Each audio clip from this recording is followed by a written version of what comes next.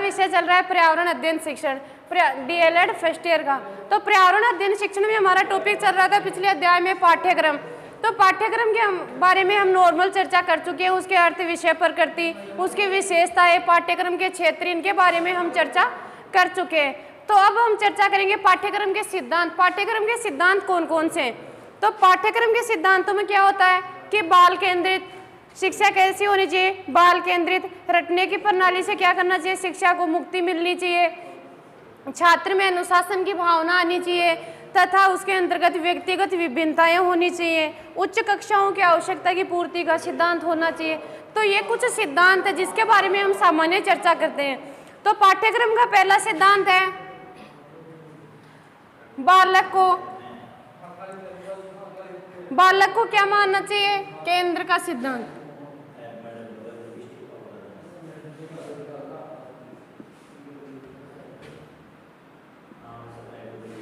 बालक को केंद्र मानने का सिद्धांत। अब इसके अंदर क्या है कि शिक्षा कैसी होनी चाहिए, बाल केंद्रित। तो इसमें क्या है कि सामाजिक अध्ययन में किसी भी स्तर तक पाठ्यक्रम का निर्माण होता है तो वह बालक की मानसिक क्षमता के अनुसार होना चाहिए। तो इसके अंदर क्या है कि बालक की मानसिक क्षमता या उसकी उम्र के अनुसार जो पाठ्यक्रम हम निर्धारित करेंगे उसी में क्या होगा, बालक का मानसिक विकास होगा। तो इसके अंतर्गत क्या है कि उसकी आयु, उसकी योग्यता, क्षमता और उसके पूर्व ज्ञान के आधार पर क्या होना चाहिए, पाठ्यक्रम का निर्धारण करना चाहिए। तो ये हो गया हमारा बाल केंद्रित शिक्षा के बारे में। बाल केंद्रित शिक्षा मतलब बच्चे की रुचि, अभिवृत्ति, उसकी क्षमता, उसकी आयु के अनुसार सिलेबस निर्धारित होना चाहिए। दूसरा है क्रियाशीलता का सिद्धांत।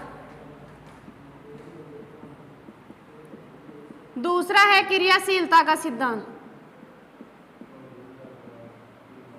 हमें पता है कि बच्चा क्या रहता है, सक्रिय रहता है, कुछ सीखने के लिए क्या रहता है, एकदम सक्रिय रहता है। तो बच्चे का सक्रियता का सिद्धांत क्या हो गया कि हमेशा बच्चा एक्टिव रहता है, स्वभाव है उसका। तो पाठ्यक्रम के निर्माण में बच्चा क्या है, स्वाभाविक ही क्रियाशील है। बच्चा क्या है, स्वाभाविक ही क्रियाशील है। तो पाठ्यक्रम निर्माण में हम क्या करेंगे, बच्चे को एक्टिव रखने के लिए हमें क्या करना चाहिए, उसकी स्वाभाविक प्रकृति के पोषण और उसका ध्यान रखना क्या है, उसकी आवश्यकता है। बच्चे को स्वाभाविक पोषण, उसे अपनी क्षमता के अनुसार पोषण मिलना चाहिए तो बच्चा क्या रहेगा, सक्रिय रहेगा। अगला है हमारा सिद्धांत पर्यावरण को केंद्र। तीसरा है पर्यावरण को केंद्र मानने का सिद्धांत। पर्यावरण को केंद्र मानने का सिद्धांत। अब पर्यावरण को केंद्र यानी पर्यावरण दो प्रकार के होते हैं, भौतिक और सामाजिक। तो प्राकृतिक और सामाजिक वातावरण में क्या होगा, बच्चे का मानसिक विकास होता है। तो इसको ध्यान में रखकर क्या करना चाहिए, बालक का निर्माण, पाठ्यक्रम का निर्माण करना चाहिए। तो सामाजिक अध्ययन शिक्षण में इसका मुख्य लक्ष्य क्या है कि बच्चे को पर्यावरण अध्ययन शिक्षण का ज्ञान कराना। बच्चे को क्या है, पर्यावरण शिक्षा का ज्ञान कराना। अब समाज में अनेक प्रकार के जो समाज है, समाज में दो धार्मिक अंधविश्वास है, धर्म है, जाति है, फरता है, जलवायु है, मौसम, उसके बारे में बच्चे को क्या होना चाहिए, सामान्य परिचय उसका होना चाहिए। तो पाठ्यक्रम में क्या होना चाहिए, बच्चे की क्षमता और आयु के अनुसार क्या होना चाहिए, पर्यावरण शिक्षा पर भी जोर देना चाहिए। अगला है हमारा कि मानव के संबंधों को समझने संबंधी सिद्धांत। मानव के संबंधों को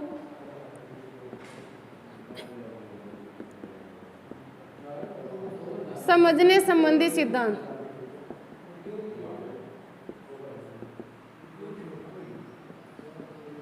अब मानवीय संबंध है हमारे, जो एक शिक्षक और छात्र के बीच में रहते हैं। तो उनकी में क्या है, पर्यावरण शिक्षण का प्रमुख उद्देश्य क्या है, मानव संबंधों को जानने, समझने तथा उसमें अपेक्षित संबंध बनाने के संबंध में क्या होना चाहिए, कुछ आवश्यक बातों का हमें ध्यान रखना चाहिए। तो उन बातों के अंतर्गत हमें क्या आ जाएगा कि पर्यावरण के पाठ्यक्रम में उन प्रकरण और अनुभवों को समावेशित करना चाहिए जो पर्यावरण से संबंधित हो। मानव संबंध में कौन से आ जाएंगे, पर्यावरण के वो अनुभव, प्रकरण जो पाठ्यक्रम में बालक की क्षमता, आयु तथा रुचि के अनुसार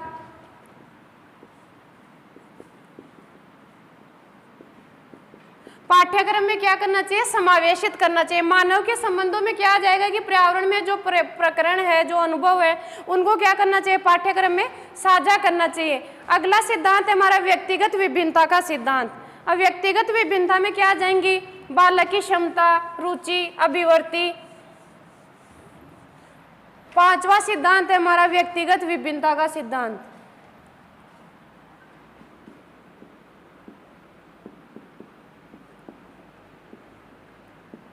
व्यक्तिगत विभिन्नता का सिद्धांत। अब व्यक्तिगत सिद्धांत के अंतर्गत बालक में योग्यता, रुचियों और अधिगम अनुभवों को ग्रहण करने की क्षमता आदि को लेकर क्या होता है, व्यक्तिगत अंतर पाए जाते हैं। कि किसी की कोई बच्चे की रुचि दूसरे विषय में, कोई बच्चे की विषय दूसरे विषय में, तो इसमें क्या होगा, व्यक्तिगत भिन्नता में अंतर आ जाए। किसी की सहमी तो रुचि, क्षमता और ये मानसिक विकास हो नहीं सकता, तो सबका क्या होता है, अलग अलग विकास और अलग अलग उनकी मानसिक क्षमता और रुचि होती है। तो इसके अंतर्गत क्या होते हैं कि 7वीं कक्षा में क्या होते हैं, कुछ तो प्रतिभाशाली बालक पाए जाते हैं, कुछ पिछड़े बालक पाए जाते हैं, कुछ मंदबुद्धि पाए जाते हैं। तो उनमें किस आधार पर अंतर हुआ, व्यक्तिगत भिन्नता के आधार पर, कि सभी का मानसिक लेवल एक नहीं, उनकी बुद्धि लब्धि का लेवल एक नहीं है। तो ये हो गया हमारा व्यक्तिगत विभिन्नता का सिद्धांत। अगला है हमारा उच्च कक्षाओं की आवश्यकता की पूर्ति का सिद्धांत। अगला सिद्धांत है हमारा उच्च कक्षाओं की आवश्यकता की पूर्ति का सिद्धांत।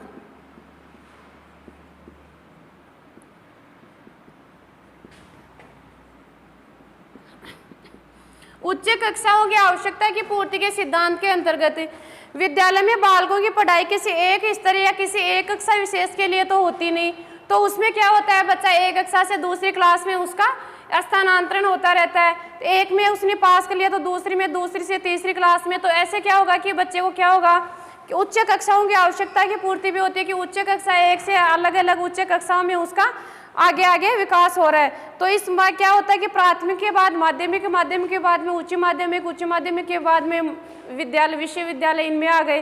तो इसमें क्या होता है, बच्चे को उनकी आवश्यकता की पूर्ति हो रही है। तो किसी स्तर पर बनाए जा रहे पर्यावरण के पाठ्यक्रम में, अब जो भी जिस स्तर पर पाठ्यक्रम निर्धारित किया गया है उसमें क्या है कि पर्यावरण के पाठ्यक्रम को भी उनकी कक्षाओं के उच्च स्थान के आधार पर क्या करना चाहिए, पाठ्यक्रम में पर्यावरण का समावेश करना चाहिए। जिससे क्या होगा कि बालकों के ज्ञान की आवश्यकता से क्या होगा, उनका स्तरीय प्रतीत नहीं होता बल्कि उनका मानसिक और शारीरिक विकास भी होता है। अगला सिद्धांत है हमारा 7वां, लचीलेपन का सिद्धांत। लचीलेपन का सिद्धांत। अब इसके अंतर्गत हमारे जो है कि पाठ्यक्रम चाहे कितनी भी अच्छी तरह सोच समझकर या निर्मित किया जाए, लेकिन उसमें कुछ ना कुछ सुधार और सामाजिक परिवर्तन की आवश्यकता होती है।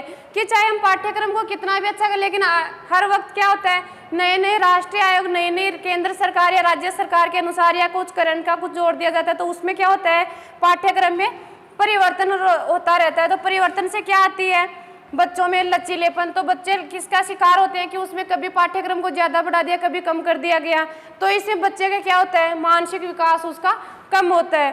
तो इसके आधार पर क्या हो, कुछ ना कुछ सुधार होता है, तो उसमें कुछ ना कुछ कई बार कम कर दिया जाता है, सिलेबस को कम टाइम होता है। तो इसके आधार पर बच्चे में, तो उसमें क्या होता है कि पर्यावरण को क्या करना चाहिए, पाठ्यक्रम में उसकी मानसिक क्षमता और आयु के अनुसार निर्धारित करना चाहिए।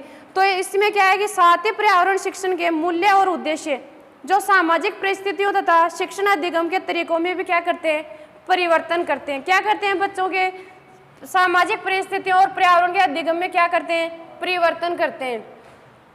अगला सिद्धांत है हमारा दूरदर्शिता का सिद्धांत। दूरदर्शिता का सिद्धांत।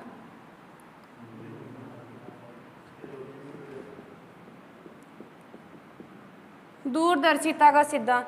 दूरदर्शिता के सिद्धांत के अंतर्गत पाठ्यक्रम ऐसा होना चाहिए जो केवल बालकों की वर्तमान आवश्यकताओं की मांग को पूरा कर सकता हो, बल्कि उन्हें आगामी जीवन को ठीक प्रकार से जीने के लिए भी क्या करना चाहिए, तैयार करना चाहिए। क्या है इसके अंतर्गत कि दूरदर्शिता में क्या है कि पाठ्यक्रम में कि मानव जीवन में क्या है कि जो बालक की जॉब की आवश्यकता है उससे ही नहीं, उसके आगे में जीवन यानी आने वाले भविष्य के लेके पढ़ाई करते हैं तो उसका एक निश्चित उद्देश्य होता है, आगे जाकर उसका आर्थिक व्यवसाय भी निर्धारित उसी पे करता है। तो शिक्षा में भी आजकल क्या हो रहा है, दूरदर्शिता को जोड़ा गया है। तो इसमें क्या है कि एक जगत को अपने समायोजित करने के लिए उनसे क्या क्या अपेक्षाएं की जाएंगी, कई बातों को ध्यान में रखकर पाठ्यक्रम में उन सभी अनुभवों का समावेश करना चाहिए। अगला सिद्धांत हमारा अध्यापक से परामर्श का सिद्धांत। अध्यापक से परामर्श का सिद्धांत।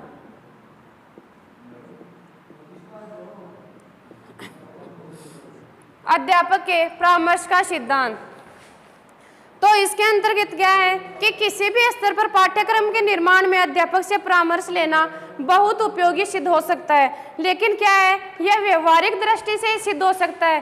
क्या है, एक व्यवहारिक तौर पर तो यह सिद्ध सही हो रहा है, लेकिन क्या है कि अध्यापक को पाठ्यक्रम का व्यवहारिक दृष्टि से उपयोग करना होता है। यदि जिसके लिए यह बनाया जाता है उसी की राय न ली जाए तो उसकी फिर उपयोगिता क्या होती है, संदिग्ध हो जाती है, एक संदेह के रूप में निर्धारित हो जाती है। हमें अध्यापक से परमिशन लेने क्या एक उपयोगी सिद्ध है, लेकिन इसे एक असमझ की स्थिति में डाल दिया जाए कि उसकी राय नहीं ली जाए, राय को कुछ गलत ठहरा दिया जाए तो वो उसमें क्या हो जाए, एक समीक्षात्मक आलोचना बन जाती है। अगला है हमारा समवाय का सिद्धांत। लास्ट सिद्धांत है हमारा समवाय का सिद्धांत। अब पर्यावरण शिक्षण के पाठ्यक्रम में समवाय के सिद्धांत का भी अनुसरण किया जाना चाहिए। इसका तात्पर्य यह है कि जिसमें सामाजिक जीवन के अंतर्गत जो भी कुछ पढ़ाया जाए, सामाजिक अध्ययन के अंतर्गत जो भी कुछ पढ़ाया जाए उसका संबंध बालकों के वातावरण, दैनिक जीवन की क्रियाएं, विद्यालय के अनेक शैक्षिक गतिविधियों को भी उसमें सम्मिलित किया जाना चाहिए, जिसमें क्या आ जाएंगे विद्यालय के कार्यक्रम, अनुभव और अनेक भी शैक्षणिक गतिविधियां जैसे खेल कूद आदि चीजें को भी क्या करना चाहिए, पढ़ाई के साथ साथ इसमें सम्मिलित करना चाहिए। तो ये हो गए हमारे पाठ्यक्रम के सिद्धांत, जिसमें हमारा पहला था कि बालकों केंद्र की शिक्षा कैसी होनी चाहिए, बाल केंद्रित। दूसरा है क्रियाशीलता। तो क्रियाशीलता में क्या करेगा बच्चा, स्वाभाविक एक्टिव रहता है कि बच्चा क्या रहता है, हमेशा सक्रिय रहता है। फिर तीसरा है पर्यावरण को केंद्र मानने का। पर्यावरण को केंद्र मतलब जो भी हम पढ़ाई करें उसमें एक शिक्षण के दौरान भी क्या करना चाहिए, पर्यावरण के टॉपिक को इसमें सम्मिलित करना चाहिए। मानव के संबंध, जो मानव के संबंध होते हैं एक दूसरे के प्रति, उसको समझने में भी क्या है हमारे सरल तरीके से है। अगला है हमारा व्यक्तिगत भिन्नता का। व्यक्तिगत भिन्नता के अंतर्गत कि सभी व्यक्ति या सभी बालकों में एक समान बुद्धि लब्धि या उनकी एक मानसिक क्षमता का एक नहीं होता, तो उनकी आयु के अनुसार, उनकी रुचि के अनुसार, उनकी अभिवृत्ति के अनुसार क्या करना चाहिए, पाठ्यक्रम का निर्धारण करना चाहिए। क्योंकि क्लास में सभी प्रकार के बच्चे होते हैं, कोई प्रतिभाशाली होता है, कोई मंदबुद्धि होता है, कोई पिछड़े बालकों के अंतर्गत आता है। उच्च कक्षाओं की आवश्यकता।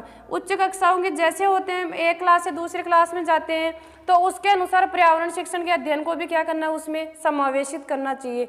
लचीलेपन का सिद्धांत, दूरदर्शिता का सिद्धांत, अध्यापक से परामर्श का सिद्धांत और लास्ट है हमारा समवाय का सिद्धांत। ये हो गए हमारे पाठ्यक्रम के सिद्धांत। तो इसमें आगे क्या है कि पाठ्यक्रम में अपनाई एक एनसीएफ 2005 ने एक नई सोच क्या अपनाई है इसमें कि ज्ञान के सृजन पर राष्ट्रीय पाठ्यचर्या 2005 की रूपरेखा के अनुसार ज्ञान क्या है, अनुभवों का विश्लेषण। एनसीएफ 2005 के अनुसार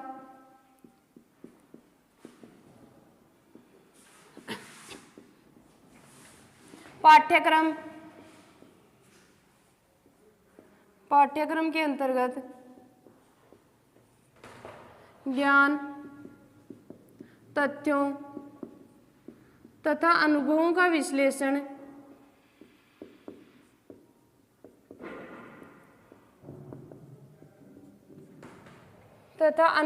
विश्लेषण स्वयं करके सीखना एवं किसी बात का अर्थ क्या हो सकता है, स्वयं करके सीखना,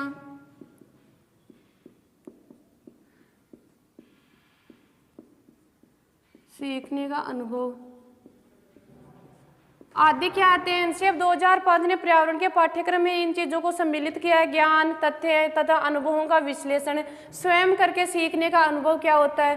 तो इसमें क्या हो गया, हमारे पाठ्यक्रम के अंतर्गत जो पर्यावरण अध्ययन के जो चल रहे थे उनमें जो किसी बात का अर्थ क्या हो सकता है, इसका क्या नतीजा निकल सकता है।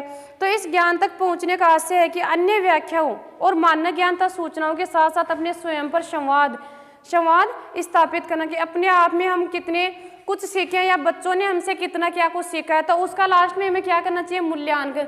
तो मूल्यांकन के लिए हमें क्या एक परीक्षा प्रणाली निर्धारित करें, उनमें एक रैंक निर्धारित कर रखी है कि बच्चे को किस रैंक में किस हद तक अपना लास्ट में ज्ञान प्राप्त किया है। तो ये क्या हो गया हमारा एनसीएफ 2005 के अनुसार पाठ्यक्रम ने क्या अपनाई एक नई सोच।